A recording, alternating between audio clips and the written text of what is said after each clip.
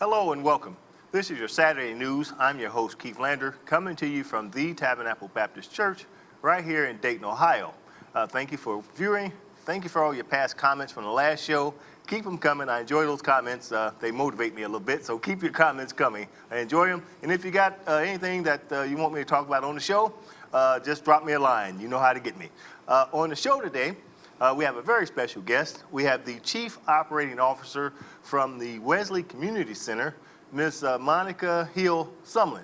Welcome, Monica. Hey, Keith. Thank you for having me. I'm really excited to be here. Now, Monica, give us a brief history on the Wesley Center, how long you've been in operation. Well, Wesley Center has been a pillar in West Dayton, and proudly I can say that we've been in existence since 1966. And Wesley was formulated as a result of the civil unrest that occurred in West Dayton. And so the United Methodist Women's Mission Society felt the need to support an African American organization that addressed civil rights and the disparate treatment that blacks at the time, now African Americans, were facing and dealing with. Well, now what kind of services do Wesley Center provides?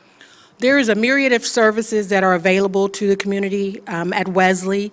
Primarily, we have a food distribution warehouse, a pantry, a food pantry, that is available to folks that live within the zip codes surrounding Wesley, 45417, 06, 16, 02, and some of the others. That's our typical group of families that we support, but due to COVID, we do not turn anyone away. In addition to food distribution, we have senior services. We provide support to the senior communities. Wesley is a complete focus of family, so everything from the seniors to the youth to kids, infants, pregnant moms, the entire scope of family support. Can you tell us about the education and after-school program that you had? Because you mentioned the youth. I know about the seniors. Now let's talk about the youth. You got a program for them too, right? Absolutely, absolutely. So for the kids, the youth, they will be high school and elementary school aged kids. We provide support to kids for after school.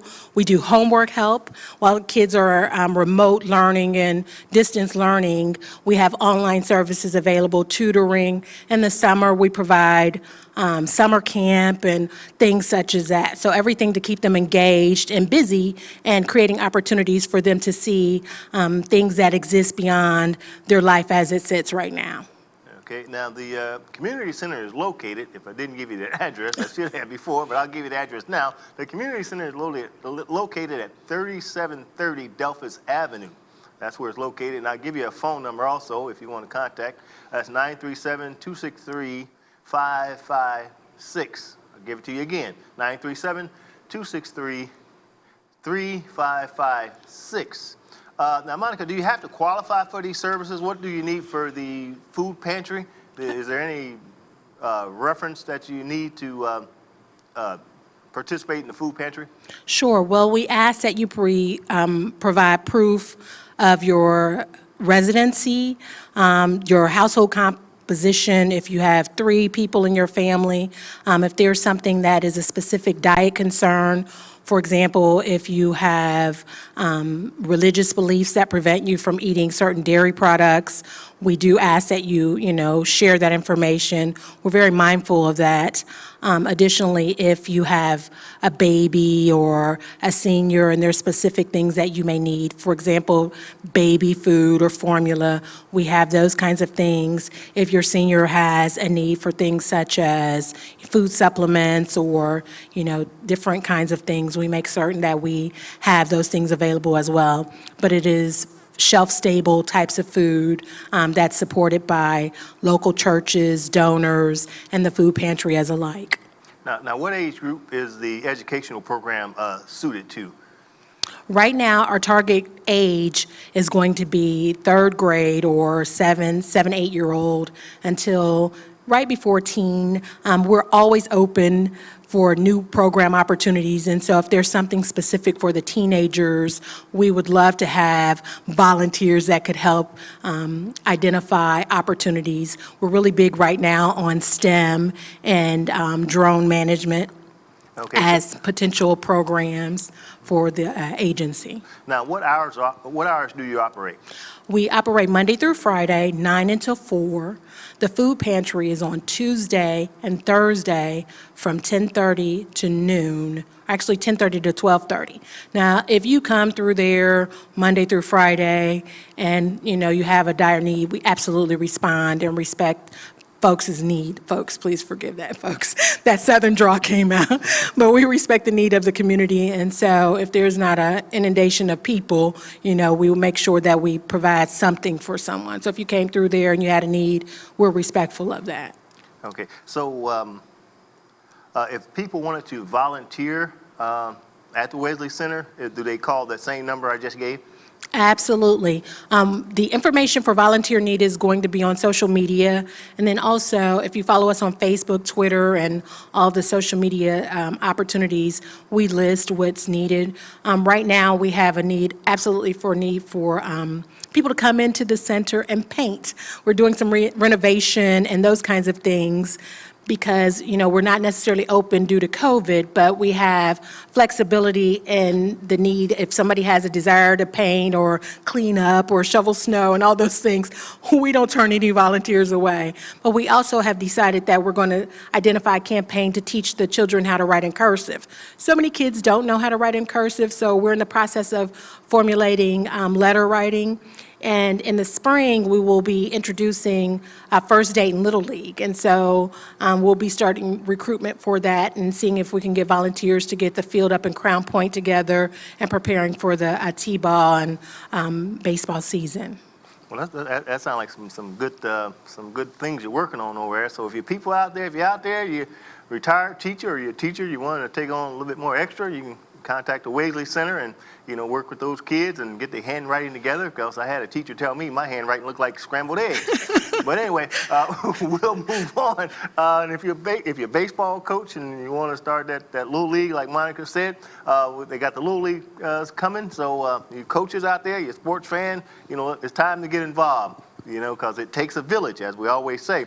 Now, if people wanted to donate, or if there's donations that you take for the food pantry also, they should call and contact the center also? That is correct, Keith. One thing that I would say, there is always a need for shelf-stable food. If there's something that, rice, canned goods, and those kinds of things, we always need that. Clothing, right now, we're not really able to process the clothing as we used to be able to do. There was an initiative to get clothes and that kind of things, but right now we don't have the staff that's available to go through the clothes and sort through what's wearable and the like. Monetarily, there's always a need for money and unrestricted funding, because Wesley, the building used to be a facility that, my brain just left me. I'm trying to get it together. Imes Corporation.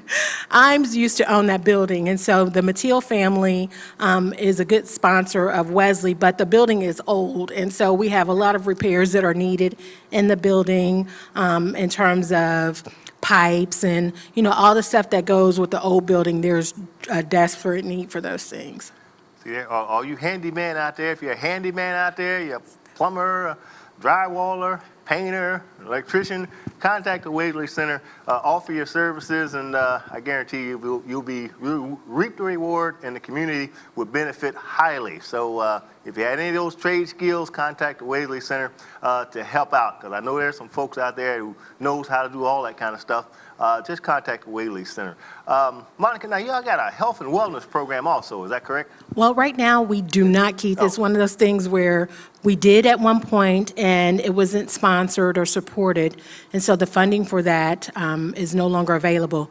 We do, however, have a Baby Ready Infant Mortality Program, and that program was started as a result of the mortality rates that exist within the African American community with moms and pregnancy. And so from there, we have home visitors, and we also have a doula that assists with all facets of having a baby. And that's something that we're very proud of, and a very unique program that's recognized over at Wesley. Well, that's good. Well, Monica, I appreciate you coming on to the show. I appreciate the work you're doing over at the Wesley Center and all the people there who are volunteering and helping out. People take advantage of it. We always talk about the community. We talk about we need community centers. We talk about we need participation to uplift the community. The Wesley Center is a fine example of that, and Monica is doing what she needs to do to bring this community together. Is there anything else you need to say, Monica, or wants to say before we close? Sure. I can tell you that Wesley is really excited about the journey that we see from the historic perspective and for the future. We are now going to be recognized as Wesley Dayton, bringing hope, impact, and change to West Dayton. We want to be a catalyst, a convener, and a connector. And so if there are some opportunities for you and your small business and an entrepreneurship component, or if you have a vision for something and you didn't necessarily know how to get there, come over to Wesley, because we have a lot of resources that people may not know about. There is no question that is not deserving of a response. And so if you have a vision on a business, or you have a daycare or a mechanic or something like that, there's always an opportunity to network. And so we don't know your skills or what your interests are if you're not connected. So please come over and just have a conversation. Well, thank you, Monica. And I'll give you the number one more time. The number is 937-263-3556. Make sure you call that number. Make sure you help out the Wesley Center, because they're doing excellent work. They've been there since 1966, and I didn't know that. That's a long time. And so I appreciate all the staff at Wesley Center, and I appreciate you, Monica, for coming on and sharing with us what the Wesley Center is doing now and what they'll be doing in the future. So thank you. My pleasure, Keith. Thank you. Okay, well, you know what time it is, folks. It's time for the scam alert. And the scam alert this week has to deal with the auto warranty scams. I know y'all get these calls from the scammers talking about your auto warranty. They've been trying to contact you. Well, these people are getting a little bit more sophisticated, folks. And I'll give you one of the spiels that they leave, or voicemail that they leave over your phone, so you won't get scammed. And it goes something like this, and I'll read it. It says, "Hi there." It says, they'll say some kind of fictitious name. And then it says, it's calling about they even have your make of car. It may be a Volkswagen, whichever. And they say, it's about your Volkswagen warranty. And then it goes on to say, the warranty is up for renewal. It says, "I'd like to congratulate you on your $1,000 instant rebate and a maintenance and oil change package for being a loyal customer." And then it gives you a number to call back. You know what I mean? It may be 888 or whichever. It says, call us back at this number. And then once again, thank you ever so much and have a great day. That's a scam, folks. That's an auto scam. The scammers, the auto industry and warranties does not work that way. The only time they'll contact you if you contact them. If you haven't contacted a warranty company and somebody calls you back on auto warranty, that is a scam. What they're trying to get is your personal information, your banking information, your credit card information. They're trying to get that kind of information. Your social security number, that's another thing they try to get. So these scammers are got slick. They're not only saying now your warranty is up, but now they're giving you a number where you can call back, and they can try to scam you that way. So if anybody receives these calls, hang up the phone, because it doesn't work that way. The way the warranty companies work and the way insurance companies work is that you have to reach out to them first, and then sometimes you get a live person, and sometimes somebody will call you back from that company. Now, if this person called and they say they are with company XYZ, well, you make sure you do your research and find out if there is a company XYZ or if there's not a company XYZ. And that's easy to do by just returning the phone call and seeing if that's an actual real company, because these people, they're getting slick. Yeah, and they may even have your name. They may even have the make and model of your car. And sometimes they may even guess at the mileage on your car. So be careful about these auto warranties, because they're getting slicker than just calling you saying your warranty's up. Now they're putting a message behind it to try to convince you that it is real auto warranty company, and it's not. So tell all your friends about this auto warranty scam. So I'm trying to pull a scam off. And this has come from the FCC, which is the Federal Communication Commission. They're the one who's put out the alert on this scam. So be very cautious of that, y'all. We're going to move on. Remember, I reported on this a while back, and this was the Dayton Metro Library with the, they call it the Get Connected. And Get Connected is a program that the Dayton Montgomery County Library has hooked up with Spectrum. And the way it works is, it's an initiative to give 800 households in need a free internet access. And the program launched on January the 5th. They're taking applications through February the 27th. So you got to act quick, folks, if you want to try to get this free internet for 4 months. And it is free. And that's all you have to do is register. You have to meet some qualifications, which is you have to be in the Spectrum area. And you have to make sure you have a library card. And once you do that, there's an application that you sign up for. I'll give you the website where you can call and get the information from. I mean, they're giving out 800 free 4 months free internet. That's hard to beat. The website is www.daytonmetrolibrary.org/getconnected. I'll say it again, www.daytonmetrolibrary.org/getconnected. And there's also a phone number which you can call at the library. It's 937-463-2665. That's 937-463-2665. And this is free internet for 4 months. And even if you don't want the service after the 4 months, you can return it. If you want to keep the service, they give it to you at a reduced price.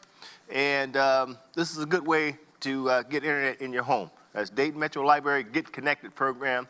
It ends on, the sign up is till January 27th. Make sure you take an opportunity to sign up and get you some free internet. Did you see the story about the 9-year-old? The 9-year-old out of Rochester, New York, whom the mother was having some issues with the 9-year-old girl, called the police. The police show up, things escalate. The police handcuffed the little girl. The little girl is pepper sprayed and thrown in the back of a cruiser. Well, the mother she says she's going to sue the city of Rochester and the police. And the mayor went out and stated that they was going to do some police reform proposals, which is good. But the bottom line is, and I'll give you just a little background on this thing. The body cam footage released earlier this week showed from the Rochester Police Department pepper spraying a 9-year-old girl while she was handcuffed in the back of a cruiser on January the 29th. Now, one of the officers had been suspended in the incident, and 2 others are on administrative leave with initial investigation taking place. So what you had the mother call the police. The little girl was acting kind of erratic. The police shows up. The mother from the police body cam, this is the police body cam, it shows that the mother was repeatedly cussing at the unidentified child, also calling the little girl some names, which I'm not going to repeat here. And things escalated. The little girl was hollering for her daddy. The police, I thought they should try to defuse the situation, but they didn't. But anyway, it resulted in the little girl being pepper sprayed by 2 police officers in Rochester, New York, as the police department. And the mother is going to sue from the reports that I read from, I think that was from the Griot, or the Root, I think that's where I got it from, magazine. She's going to sue the city and the police department. That situation didn't have to be. It's law enforcement job to de-escalate situations. And in this situation, when the little girl and the mother was at each other, then I thought it was on the police to try to calm the little girl down. She was hollering she wanted to be taken to her daddy because her mother was hollering at her. And the police should have did a better job and say, okay, hold on, we're going to take you to your daddy. We're going to take you, for your father. We're going to make sure your father's called. mother, this is what we're going to do. They should have did that better. They just rushed in there and like pepper sprayed the little girl, handcuffed her, and put her in the car. I was like, good Lord, for what? And the little girl has some mental issues on top of that. And this certainly is not going to help any. And so, here we go again. We always say that sometimes there's disparities in how black kids are treated as opposed to white kids, You remember the individual who shot up the church down there in South Carolina? I'm not even going to call his name because it don't deserve calling, but you know who I'm talking about. Remember when they arrested that boy? You know where they took him? It was reported that they took him to Burger King because he was hungry. Now here's a boy that shot up about six or seven people, killed them, right, in the church. And the police take him to Burger King. But we got another situation where a black little girl having some issues with the mother. They pepper spray her with handcuffs on and throw her in the back of the cruiser. See? We don't have to tolerate this, y'all. And we shouldn't have to tolerate this. We deserve better. We deserve better. And the mayor talking about police reform and police chief, I guess they're going to try to do some reform. We need to hold people accountability. That's the kind of reform we need. We need to hold elected officials accountable. We need to hold police officers accountable. And we need to hold each one of us accountable for our own actions. That's the only way you resolve issues. You can reform until you run out of time to reform. If you don't hold people accountable and you let people walk free, then you're going to get what we always got, which is chaos. Accountability is what people are expected. People have to be held liable for their actions, and these people should be held liable for their actions. But accountability is what we want. If we're going to have any reform, let's have holding people accountable reform. So that's my take on that. Remember I said last show that I was going to report on what Georgia is doing with their voting, trying to suppress the vote. And I'll give you the report, people. Not only Georgia, but also there's been over 100 bills to restrict voting access across the United States. And according to CNN and the Bruin Center, there's been over 100 bills filed in 28 different states. In Arizona, Arizona was flipped blue for the first time in several decades. Those Republicans in Arizona is basically what they're doing is they want to remove permanent early voting lists. Now, these lists have been used for over 6 years. It allows people to automatically receive no excuse mail-in ballots for every election. Now, after 6 years of doing this, all of a sudden, in 2021, they want to stop it. You know why they want to stop it? It's because Arizona was flipped blue. See, these people, these are Republican officials who come up with these voter restriction laws. They're trying to make it harder for people of color to vote. And not only that, even in Mississippi. Mississippi has rolled out, introducing a bill that will allow states to purge voters from the roll if they didn't vote in a 4-year election cycle. And not only that, in Missouri, they're taking steps. They wanted to further remove any piece of, they want taking steps to further remove COVID-19 concerns as a reason for receiving mail-in ballots. So if you got COVID-19 and you want to vote, in Missouri, they trying to make it where you can't even get a mail-in ballot. I guess you got to go to the polls with the COVID-19 and spread it around to everybody else. See how stupid this stuff is? These people are so hatred and so vindictive because they lost. They trying to make it harder for folks who usually would vote.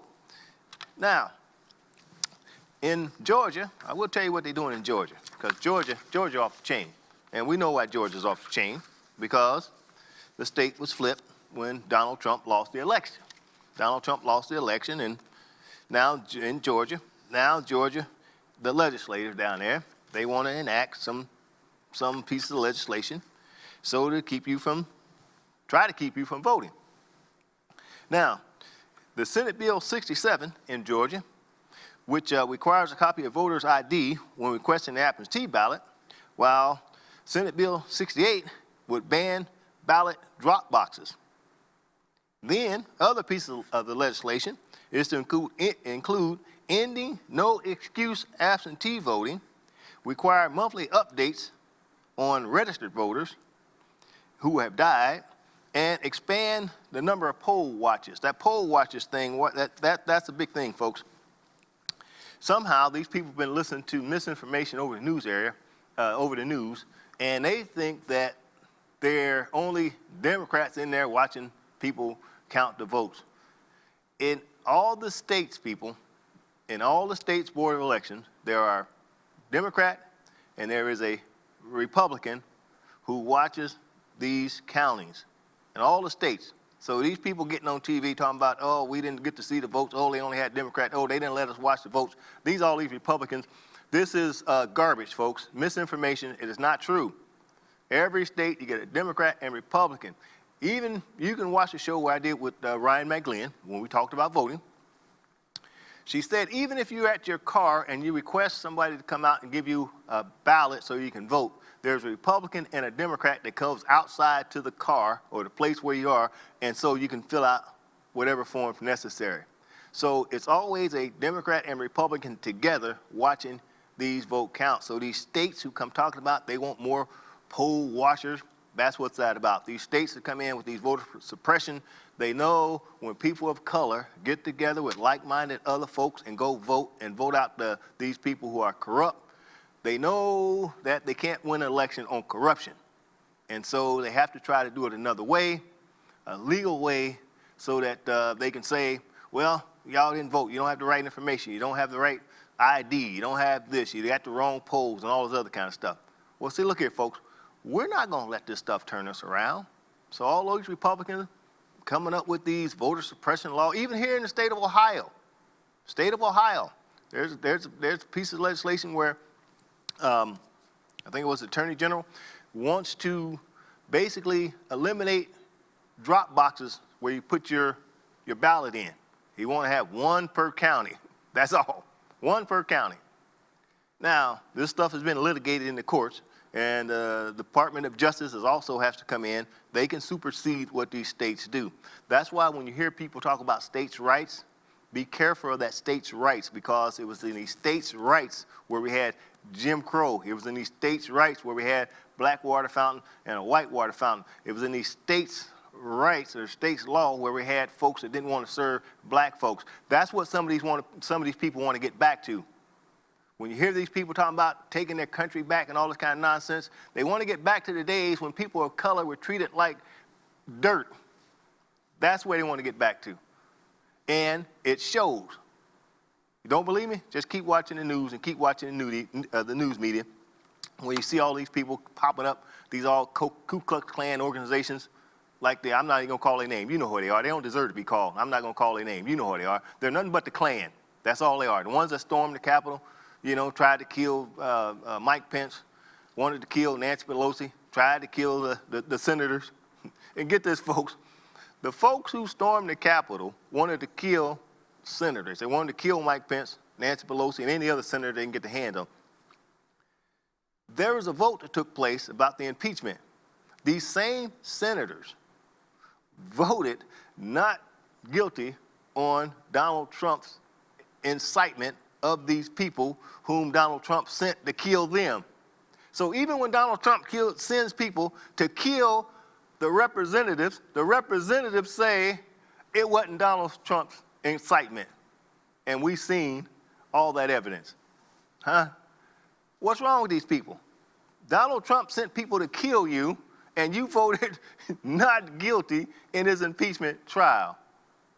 Now, that to me is a cult following, because you'll do whatever the cult leader tells you to do. Whatever the cult leader tells you to do. The cult leader tells you to drink Kool-Aid, and this cyanide, you drink the Kool-Aid, fall over dead. The cult leader tell you the world's going to end by Sunday, sell all your possessions, and get a purple blanket put over your head, and God will see who you are, and you'll be saved. That's cult fellowship, y'all. That's what we have now. We have people who are following a cult leader, and the cult leader is Donald Trump. He can tell these people to go kill the senators, and the senators will say, oh, he didn't say that. And he didn't say it like that, but he said, we're going to take the country back by force, right? His henchman, Rudy Giuliani, trial by combat. Combat, folks. Mo Brooks got on the stage and said, hey, we gonna do it. We're going to do it by force. We got to take it by force, force. It's been, so there it is, folks. All evidence out there. It's a cult. And hopefully, good people, the good people of this country, including President Joe Biden and his administration, will put an end to this nonsense. But there's a lot of efforts going around trying to prevent people from voting, even right here in the state of Ohio. This is Black History Month, folks, and I'm going to tell you as somebody whom I came across just doing a little research. Jessie Hathcock. She was the first female African-American to graduate from University of Dayton. And if you don't know who she is, despite being denied admission initially due to her race, the first African-American female graduate of University of Dayton she went on to influence generations of students. Now, Jessie Hathcock, she graduated from UD in 1930 with a bachelor's degree. In 1932, she earned a master's degree from Wittenberg University.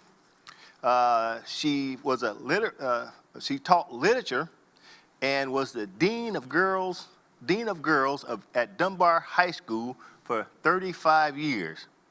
She was known for her encouragement and devotion to students whom she called her proteges. She used her own money to pay for lunches, clothes, and commencement robes and shoes for students. And she made the statement, she says, I never asked if they needed the money. She said, I asked them to do little errands, it didn't need to be done, but she said she would give them some change for doing it. She invited cultural dignitaries in her home to speak to students, people like poet Langston Hughes, NAACP President James Weldon Johnson, and W.E.B. Du Bois. The educators, scholars, and civil rights activists was among her visitors. Can you imagine that? Going and listening to Langston Hughes and W.E.B. Du Bois? Boy, that would have been something. The article goes on to say, and I got this article out of Dayton Daily News, if you'd like to look that up. She has a grandson here in Dayton, which is Lloyd S. Hathcock Jr. He's also a retired teacher. And he said, Mama Jessie was dedicated to students because she loved people. And that's most teachers, when they do go into education, they love people and they love their students. Among her many accomplishments, she organized the Dunbar PTA, founded the Dayton and Montgomery Valley Committee for UNICEF. She worked with the Red Cross. She also worked with the Dayton Council of World Affairs, Children's Medical Center, and the City Beautiful Council. She was a top 10 women of Dayton in 1966.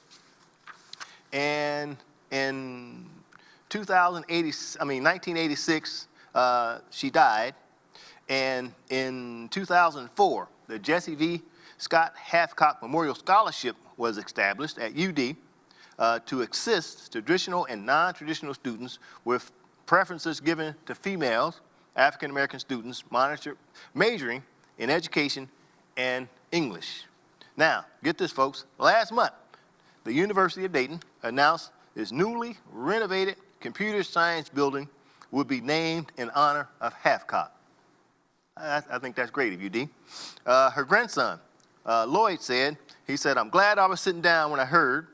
He said, I was about ready to either pass out or cry, Hathcock Jr. He said that the honors bestowed upon his grandmother, she would have loved it. He said she would have taken it in stride, and she would have been elated. So, if you see that building, Jessie Hathcock, that science center, that's who the building's named after, and that's who she was. Now, I'll close with this. Did you see the Super Bowl 55, the halftime show?